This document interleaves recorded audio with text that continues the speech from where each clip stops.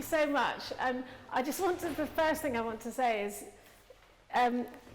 you know, this idea about on the way to professional, you know, and they did so well because, you know, I don't know if you noticed, there's the noise, there's the creaking chair, and, you know, we have so many things to contend with which can just get in the way of, and I have no idea how you're thinking, but you hid it really well if you were put off by any of those things.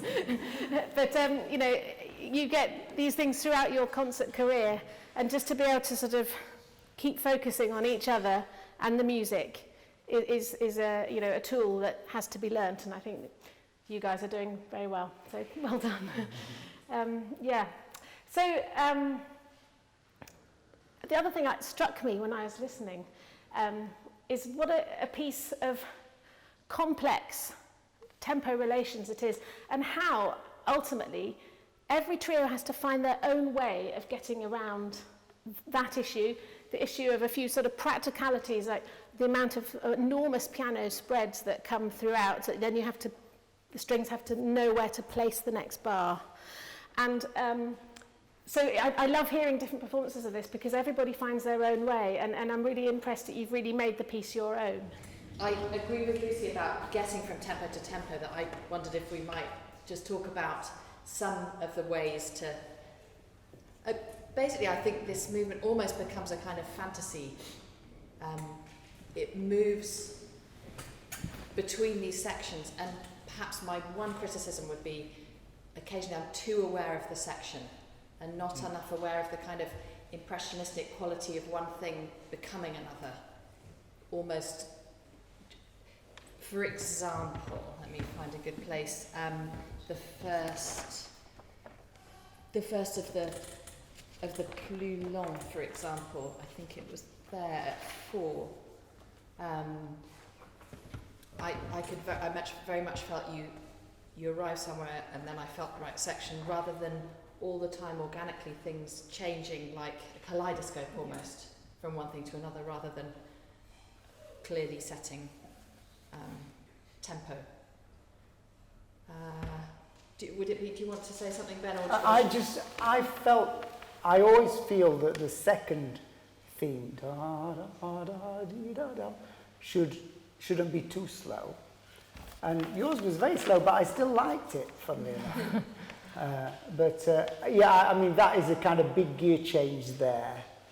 And, you know, maybe it's, the thing about the piece is always is the same rhythm the whole way through, isn't it? Whatever. And so this is the thread that keeps it. And you've got to maintain that. And if there's too many very sudden, I mean, we do that last build-up more gradually as well. When you suddenly, you kind of spurred into life there, which is very dramatic towards the end. Yeah, 8. Yeah. It does say en animant et en, so it's on the way somewhere, perhaps not absolutely. Yeah. Again, it's just this a way of perhaps make it less into sections and more into... The rhythm that Ben was talking about coming over again is, of course, the da-dum, da-dum, da-dum, dum, which is a 3 and a 2 and a 3 in a bar of 8/8. It's quite unusual. You'd normally write, what am I talking about? 8/8, 4/4, thank you. Yeah. But so it's quite unusual to see the 8/8, and I think it gives Ravel the options of changing the divisions of the bar within that. A few more possibilities. 4/4 might have seemed a bit restrictive for a really, but what he wanted is this 3/2/3 repetition. And what I felt was, looking at the score while you were playing, which I don't often do, I'm often there, busy, but being able to hear it from the outside, it's so apparent then, really, how that rhythm is sometimes insistent, sometimes in the background, but the binding of it, like Ben mentioned, is very, it's a useful tool for making this, the whole kind of organic, one thing to the other, to never lose sight of that, I think. Yeah. Especially when it's on the same note, repeated. You know, it's something about coming back to it. So you can't kind of divert and just kind of get carried away playing this melody sometimes, you know, to keep an eye on that. Just occasionally, right at the very end, I lost it almost felt like you were going into 9/8 to me. Also, there was something just slightly, I didn't completely feel that when you got to 13, and even the mouvement du début, that it was completely... that we were back to that thing we now feel safe and comfortable with, this rhythm. Shall we, do you like to start from the beginning? Yeah. One thing just I'd like you to listen for, maybe, is how your vibrato is adding to the colour, bearing in mind that the piano has nothing. This is, I think, one of the challenges of the piano trio, how to make the strings and the piano have a blend of some kind, because it's virtually impossible. But if you're just aware of, and certainly in terms of, because the vibrato, it can add resonance, but it can also add or take away intensity. So just see what you think. I had a thought about it, but I'd like you to be aware of it when you next play.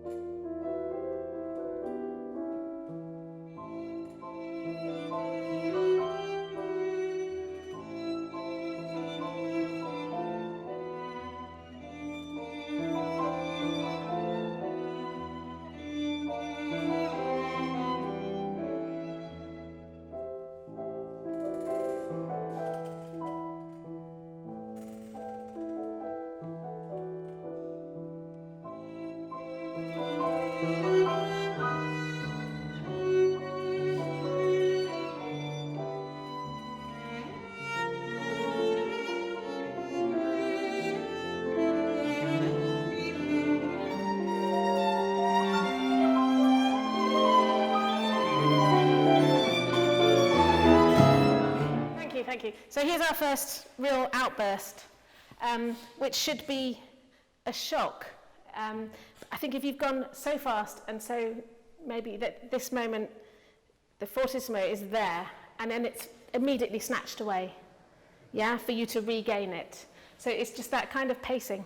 I stopped, so I wanted to try the beginning again. And what I'd love the strings to do is imagine that the first phrase, which of course is the piano, yours is the first phrase as well, in a sense. So that, because it's so easy to sit there and think, oh, is my note in tune? Are we going to start together? But here you can experiment. Try and just be in the world of the piano, so you know you're going to trust each other, that where you play is where the piano would play if he were to continue with it. Rather than, now it's our turn. Now it's his turn. And then maybe then, in doing so, that the whole first phrase, so the first 16 bars, or it's interrupted, isn't it? But first 12 bars is more one idea.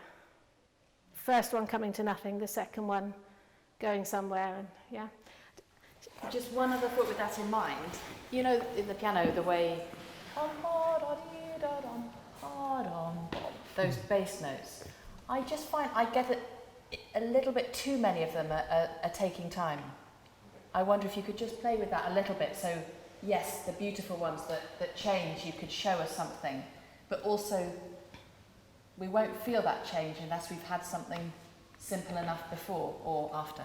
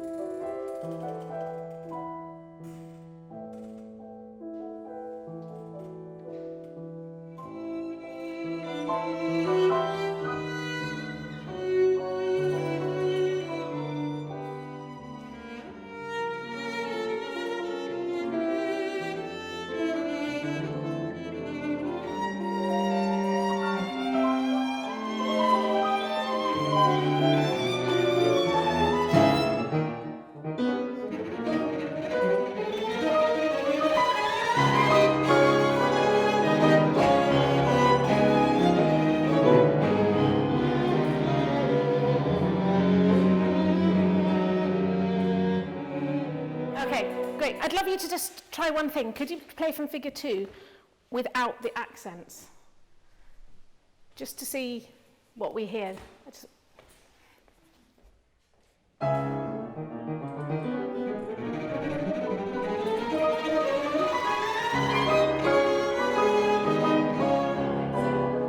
right, great. And now let's have more piano and more fortissimo at the top. Still without, it's funny, I can't help hearing the accents now. You probably can't help playing the accents, but... We fill them in. Yeah. Yeah, it's great for the feeling of something really driving towards something rather than each accent sort of, it obviously helps the line. Exactly. And in this room, which is pretty resonant, I think what was happening is that the accents were so big, they obliterated the next few notes. And we never felt that we were having that amazing kind of journey to the top. So in a really dry theatre or something, maybe you need to do that. I don't know, but in here we didn't need so much. Anyways, please add the accents again, but just try and make sure we can hear everything.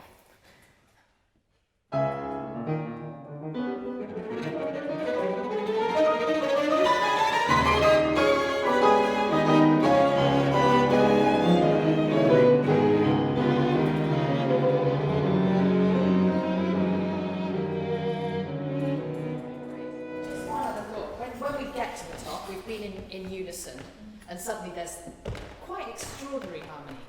Would you mind just playing once a bit under tempo, 4 before 3, just to listen to just the harmony here. So something like that.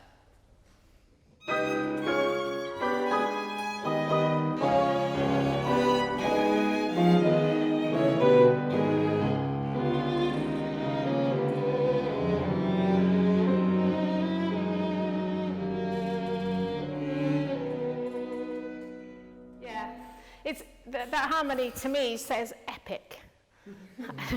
and I feel if you haven't got time to feel that, then it's possibly on the fast side at the very moment. Yeah, I feel like you could drive to it and then just really play yum part. It feels a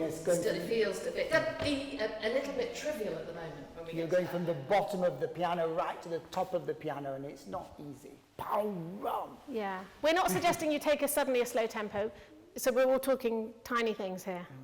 Yeah, just in order for us to be able to feel, I think what Ravel possibly intended. Yeah, and maybe there are the downs here, which is absolutely right, but just a late retake, so we still feel the relationship of tum ta da da da dum yum pa da dee da. The difficulty being that because you're coming from scrubbing, to get hold of that first note is really hard, isn't it? So you have to kind of prepare for that in the bow. When you played it slowly was the first time I heard the violin where I wanted to hear it, right towards the end. Yeah. Before that, I felt she was covered. Do you know what I mean? Yeah. You're sort of on the G string, and it's a little bit, it's hard work down there. Yeah. Should we do it? Do you want to do the whole build-up again, or should we have a go at that?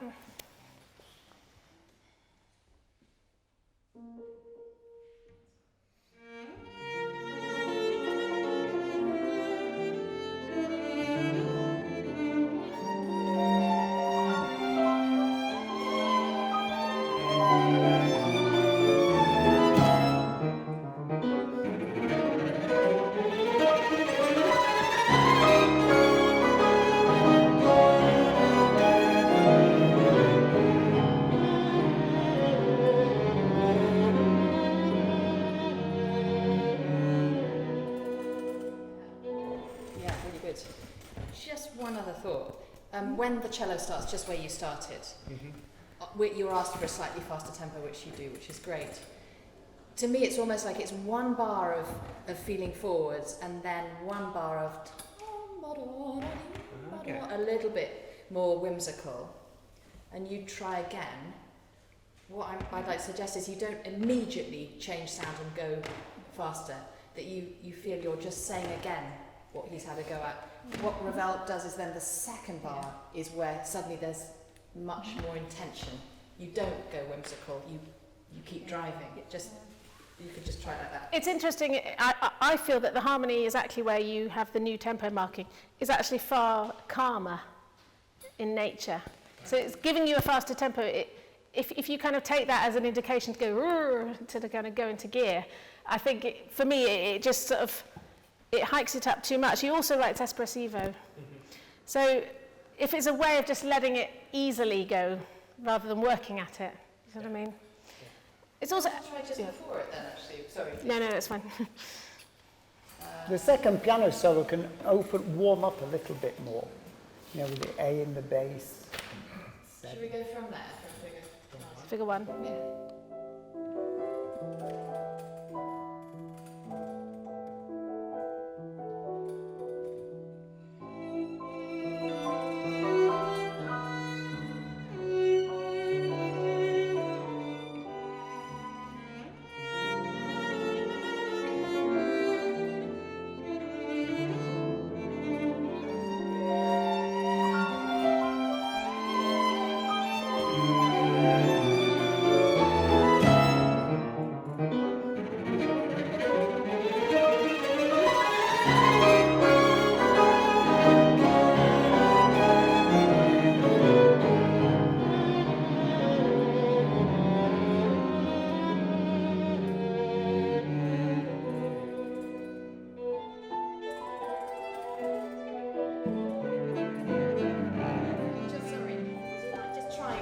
So this is a place where Ravel writes to slow down, and then he writes a new tempo.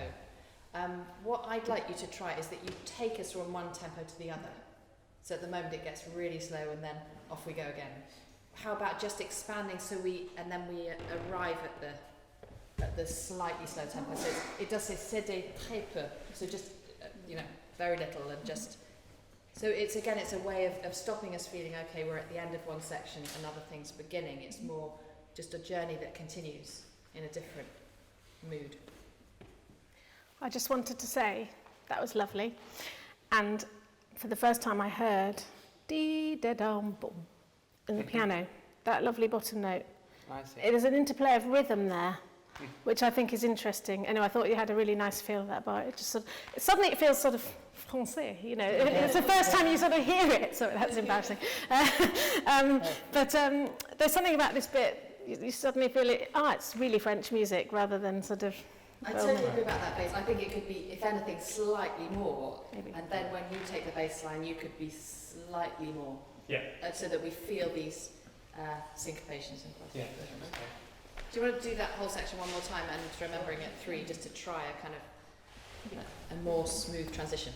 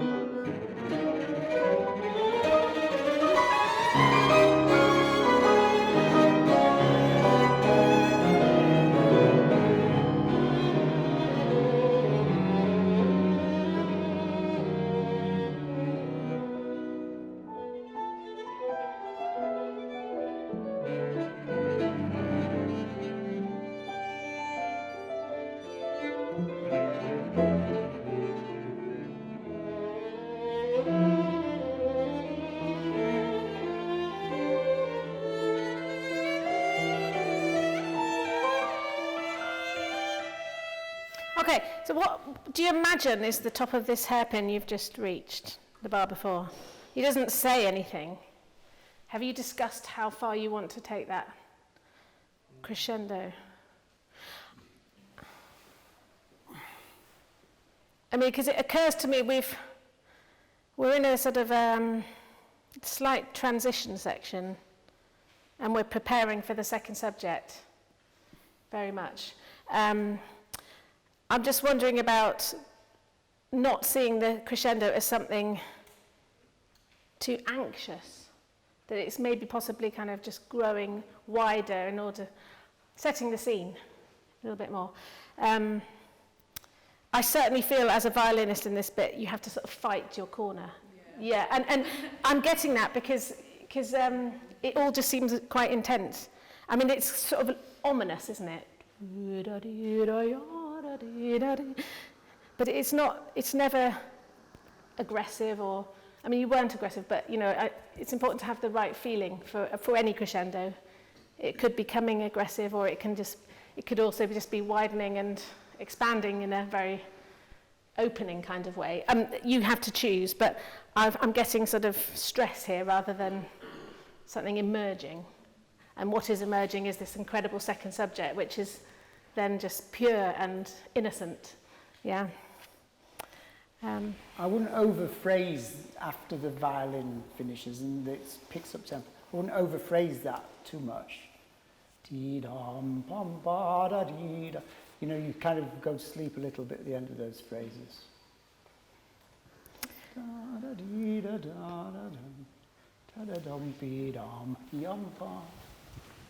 Should we take from there, figure 3?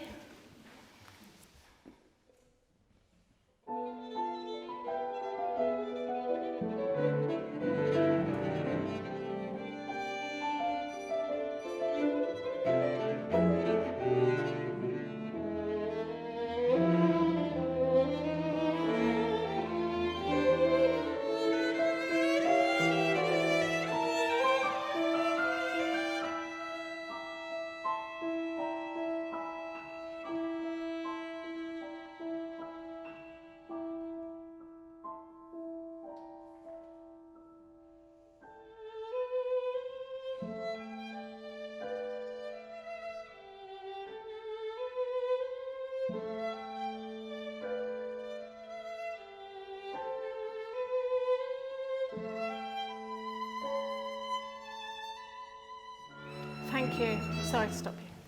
I'd just love to hear what without the violin, figure 4, just give us a sort of a sound world over which to place this melody. Just could you just hear 2 bars of it, just listening?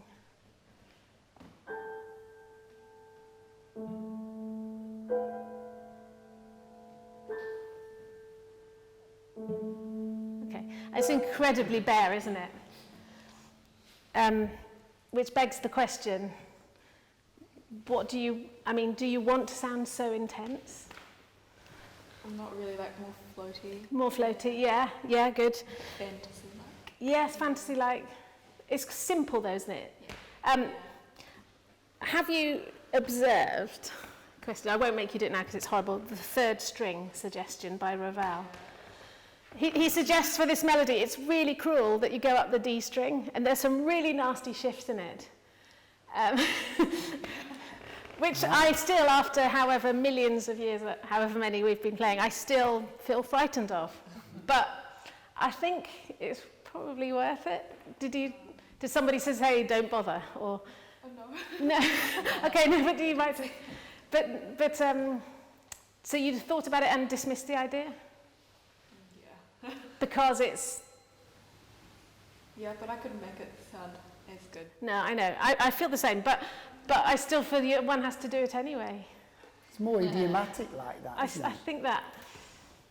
And the end of the phrase, da-da-da-dee-da-da-dee-da. This E sticks out too much, doesn't it? Yeah, and we get like in a voice would connect those notes, but if you're going from one string to the other, dee-do, there's no...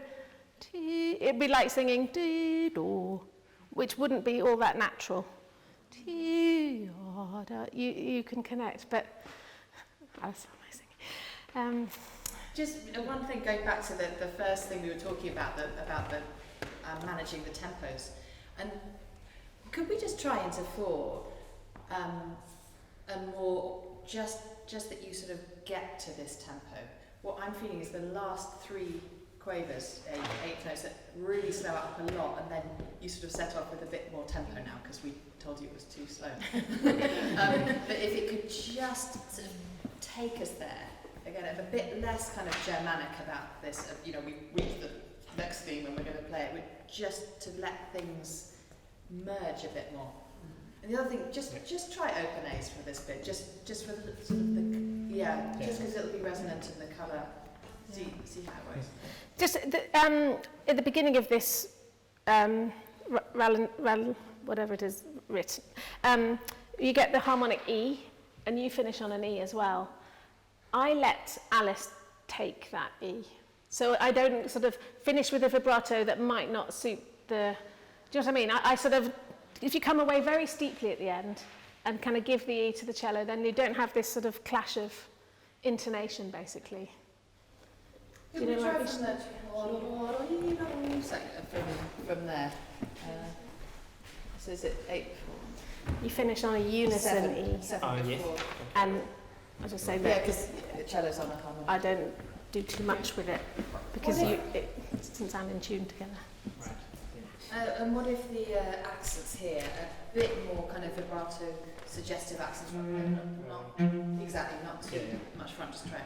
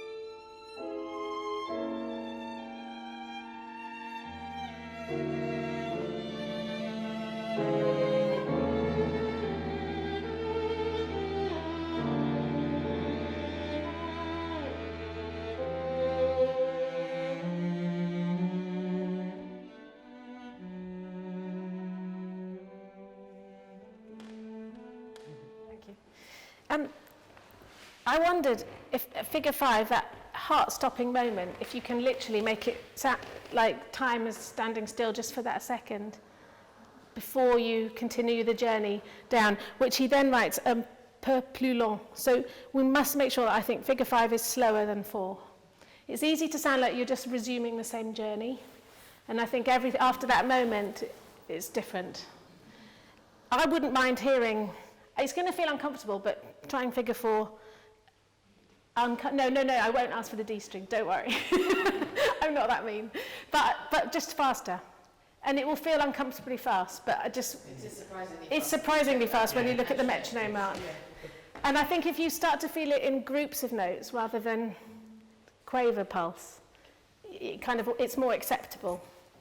So it might just overdo it for now. Dee da dee da dee dee da da. And then you'll be just for now, and then you can do something more magical at 5. 2 other things, sorry. There's this amazing thing with the bell-like. It's the most obvious when the cello pitches it at 4. Mm-hmm. But we've got before it your E's, the 2 before that, you've got these bell-like E's, E pedals. Mm-hmm. And just all the way through this section, I'd love to just be more aware of a bit more energy from that, so that then other things are syncopating from it, so it's just providing a bit more backbone to a bit more character in that, rather than just being in the wash of sound. Your diminuendo is a bit too early before the second subject, I think. Is that right? you kind of go suddenly stop, but you need to get there from mezzo. It's quarter. piano 3 bars before, Is it? but then, and then a hairpin up Yeah. for a bar, and then 2 bars down. And also, you add a couple of extra sections that I think again takes away from this incredible continuing journey rather than stop-start. One is there, which is 4 before 5, is it? Not to say that something doesn't change. Absolutely, it changes in the sound, but the effect at the moment is one of something stopping and then something starting rather than. And the other one is there, 2 before 6. If you could just do these moments with the colour of the sound, real variation of sound, rather than tempo or the feeling of sort of, of stopping and then starting. So just a bit more.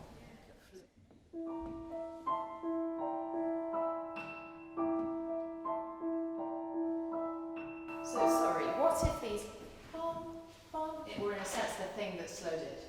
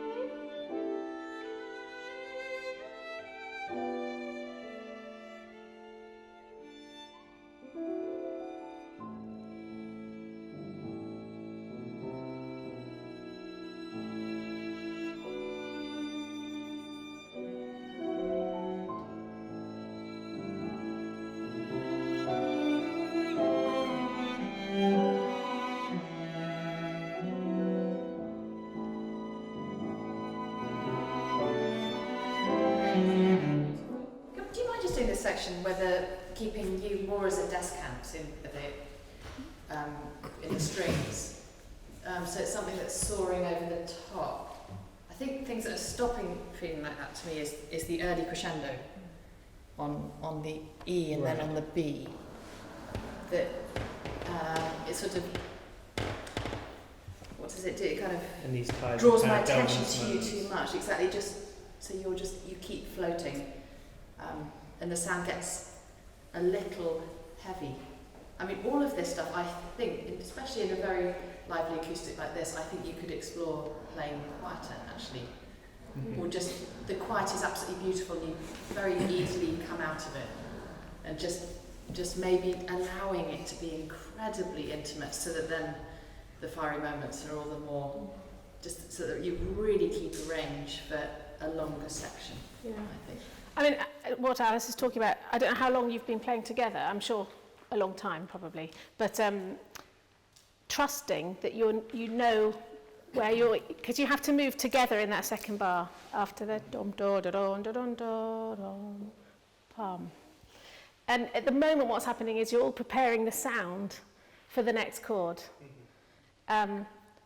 Maybe it's because it's coming to a down bow, or because you're worried you won't be together, or so many reasons, but just sometimes listening to each harmony and not progressing to it, but just out of the blue, it's more extraordinary to hear it like that, I think, especially because the second phrase he does do that. But I think it's partly a sort of habit, that's what I was going to say, of playing together, yeah. But so you can trust each other.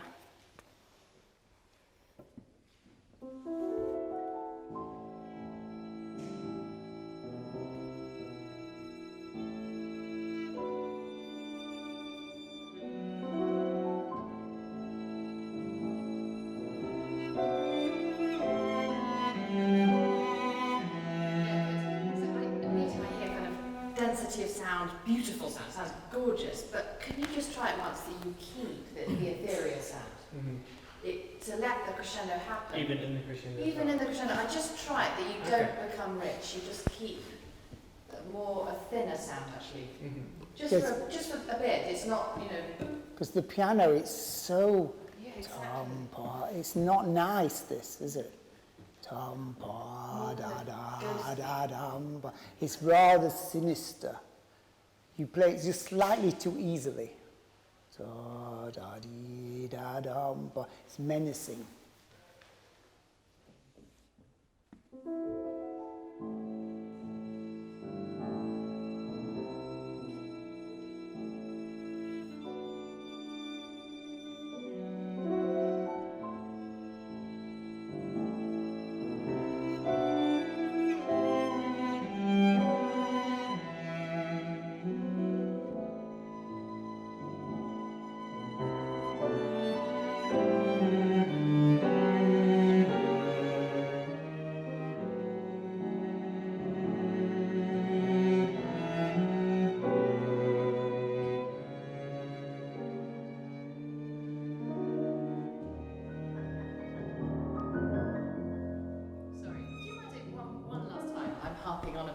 But for example, like before 7, the F sharp, it gets so kind of thick and insistent, but actually the phrase is on the way down.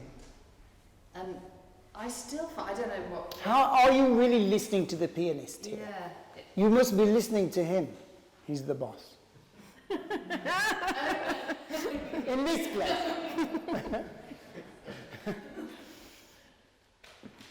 How did you feel at 4, by the way?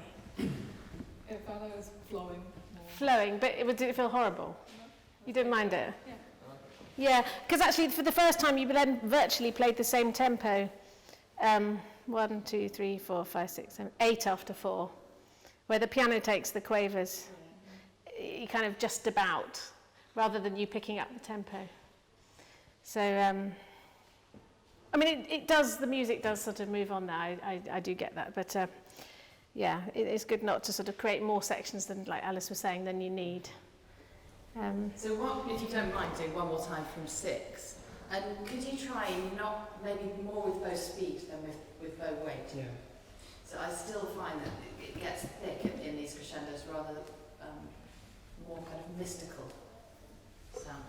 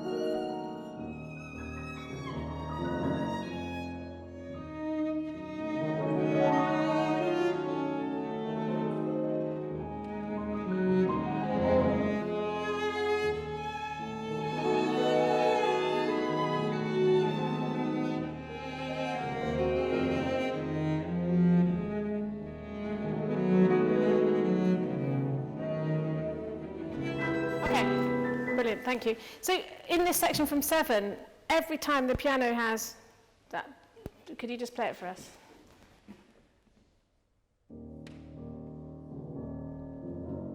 and then something else happens, and then again, always on the same note. And I think it's important that we hear that insistency somehow. Not that you should play insistent, but it shouldn't be loose, in a sense. And I think, again, just making the most of how Ravel uses this rhythm time and time again. So in this occasion, we've got one bar of slight, well, you play it quite agitato. Do you mean to play it so agitato? Yeah, that's fine. Okay, so then the next bar he writes en retenant. So, and then he tells the piano to suive, so follow on this occasion. Yeah. So the violin can be free, and I think what seems to be happening is that you're kind of predicting that by slowing up at the end of your bar quite a lot. I mean, it's unnatural to go straight in through. I agree, but if you can sort of, so we have this dom dom da dom da dom da. If the rhythm's too dum dum da dum da dum dum, for me we're losing the ominous quality. But and then dum da dum da one palm, and then we have the which you can certainly imagine on the harp or something. So we need to have these wondrous second and fourth bars with the slightly sort of brooding bass part in the middle, and if we can just sort of make it really clear that's what you're intending to do, maybe.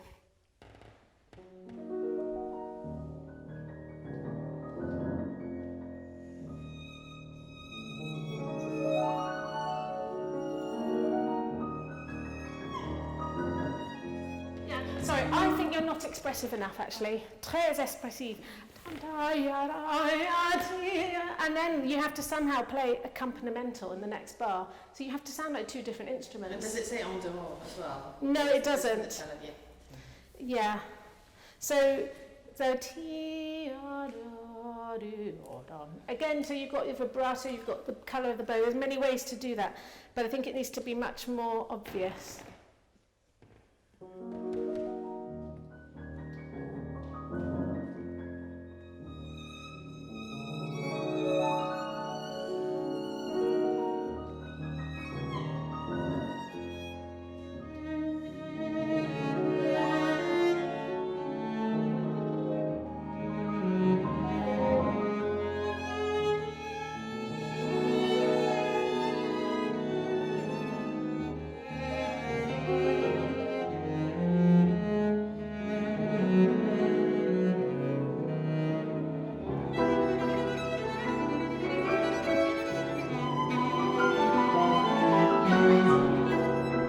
Shock that. I mean, I think it should be kind of awake, like that, but not wow, you know. I think it's just a bit over the top. It's a kind of. It's piano, so you remarks the piano to remind. It's like waking up when you're asleep, and then suddenly you're awake, but it's not. Nobody's punched you over the head. Yeah. You've opened your eyes, but you're not moving yet. This one, when the violin is the en dehors, the main voice, you could be just a little more under the sound. Right. I love feeling the progress. So your bar, then we have the dark bit. Then it's your melody with the violin obbligato, let's say. And then the next one, of course, you're both playing the last two, but they become more kind of indulgent, don't they, with that sort of sumptuous harmony, slightly clashing. If you can sort of find that in the bow sound, as well as vibrato, it's good. It's interesting, isn't it, how he writes this, that, so we're at the opening tempo at 7. We're also at the opening tempo at 8, but we will be getting quicker. What I'm feeling is 8 is just too different. Okay. And for my taste, I would suggest at 7 being a little bit more straight, so that then the bars where it's not straight really feel voluptuous and gorgeous, and we're back to this ominous. And also because then when the semiquavers are picked up at 8, that we feel we know where we're coming from. It's not just out of the blue. Yeah. Have you ever tried 8 at your opening tempo? I mean, not with referring to it, no. I mean, it does say en animal, but it will. That means getting Getting, yeah. And A on, it's getting faster through it rather than... It's just, I mean, every time we play this piece, we always keep referring to the metronome marks because, just to sort of guide us in a way, not to be hindered by it, but it's so easy to kind of go down one route and get quite carried on down that route, and things get a little bit out of proportion, but you don't realise it. Let's just hear this Yes, next section from 7 maybe.